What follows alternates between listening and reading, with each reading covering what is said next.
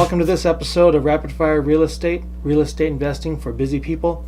So in this video, we're going to talk about due diligence, the physical side of due diligence. In the previous video, we talked about the financial aspects of due diligence, or the steps that we take before we pull the trigger and purchase a property.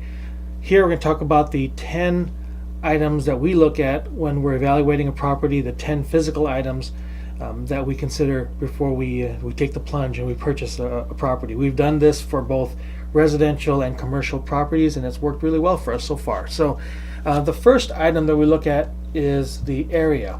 So you know how everyone says location. All right, well, that is true. We look at the area, we look at the city, the county, and we look at the neighborhood. Our first step in our physical due diligence is our first impression of how good the area is, how rentable the area is, and not just the property itself, and what's the job market like. So there's a lot that goes into the area that we're looking at for a purchase. So the second major part that we look at for physical due diligence is the actual property inspection. So for anyone who has not obtained an inspection before, these can be very rigorous, and they should be very rigorous. Some of the best property inspections we've seen have been, a couple dozen pages or more of documentation, depending on the size of the property, of course. So the property inspection, one of the key items it tells us in the due diligence is what are the likely repairs, and maybe even what are some potential costs associated with those repairs that we should consider, that we may have to deal with when we own the property, but also what we could potentially use as a negotiating tool before we close the deal. So property inspection is key, a professional property inspection. The next item in the physical due diligence is what we call appraisal. Now, the appraisal is when a professional appraiser comes to the property, reviews a whole lot of details about the property, location, and the comps, or comparable prices from previous sales in the area. And a lot of times, if you are getting financing, then the banks will definitely want an appraisal because they want to see what they're loaning against. And so the appraisal is essential in the physical due diligence. Another item we want to look at is the title report.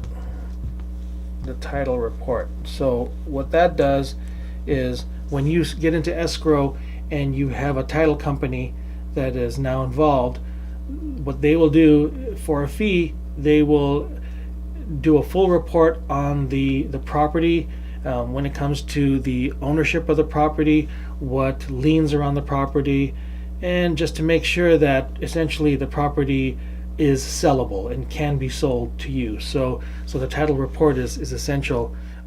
Okay, the next item on the physical due diligence, item number 5, is the survey report. The survey. What that is the title company or escrow company will order a survey done by a professional who will basically look at the schematics of the property itself, where the property line ends, and this is essential because then you the bank and everyone involved knows exactly what it is you're buying. And this is critical because you may go to the property, look at it, and there may be a part of the property, maybe like a grassy area on one side of the property that you think is going to be part of the deal, when in fact the survey says it's not. So you may have been planning on using that piece of the property as maybe a storage area that you can charge for, or something like that. You want to know, when you look at the survey result will tell you exactly what it is you're buying, and then you can take another look at the property and you can look at it based on the map, so you know exactly where you're at. The next thing you look at as part of the physical due diligence is you want to really get an idea of what insurance claims have been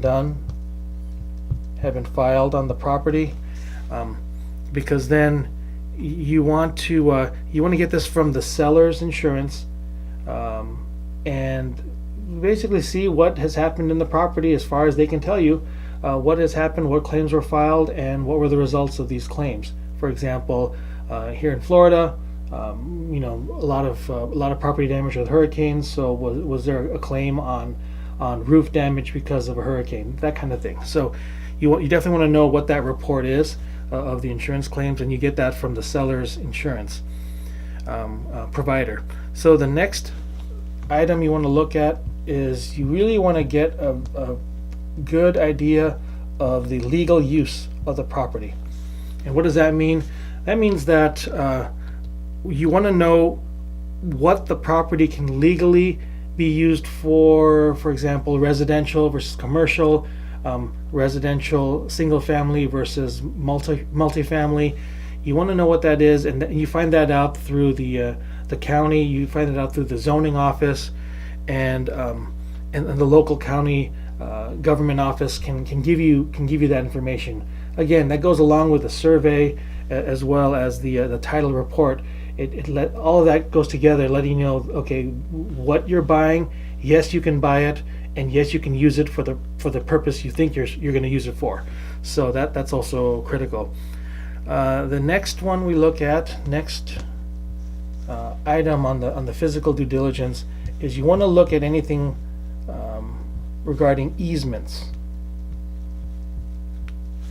Easements. What is an easement? In general, what that is it is the access rights that go with a property. For example, we were looking at a triplex here in Orlando, and it looked like a pretty good deal to us.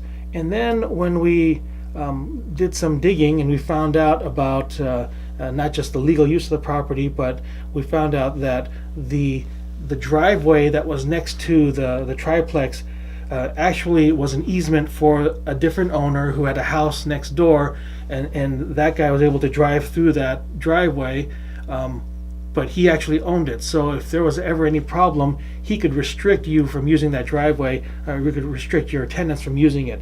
That's something to consider. If you're going to buy a property, do you not only own what you think you own, you want to make sure that someone else doesn't have ownership over a piece of it or has an easement over it. So that's also critical to ask, especially if you're working with an agent. You want to make sure your agent finds out any easement issues. One other point about that is you may see a property that went on the market, and then it went into contract, and then you really liked the property, but you decided, okay, well, it's on contract, and all of a sudden it's back on the market.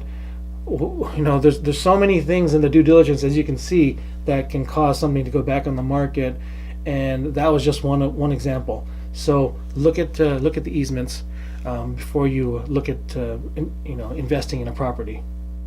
Okay, the next item we want to look at, number 9, is the property rights. So what we mean by that, you may be purchasing the property, but there may be issues that come with the property where, for example, the water rights to that land are not part of the deal. They're owned by somebody else. You want to get that information down first, of course, as part of the physical due diligence. Are there any property right issues that need to be resolved before you take ownership of the property? The last one that we look at in the physical due diligence is what we like to call the 10-year plan.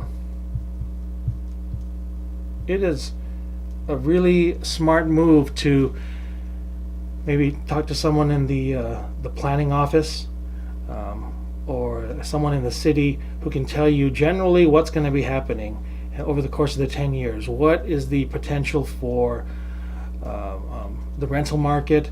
Is there going to be a distribution center being built in the next couple years? Is there going to be a lot of road construction? So you want to get an idea of the 10-year plan, because then you can get a better idea of where your investment's going to be heading. So these are the 10 points that we look at when it comes to the physical side of the due diligence for a property. So I hope that this list has been helpful for you. Something to keep in mind, consider it when you're looking at properties, especially if it's your first couple properties. You want to have these in your mind that you can ask about. And of course, these, like we said, this is not a all-inclusive list, but this is the list that we use and has served us well. So we hope that this video has helped, and if you like the video, go ahead and hit the like button. Definitely comment below and subscribe to our channel so you can see further videos. So we'll see you on the next one. Thanks a lot.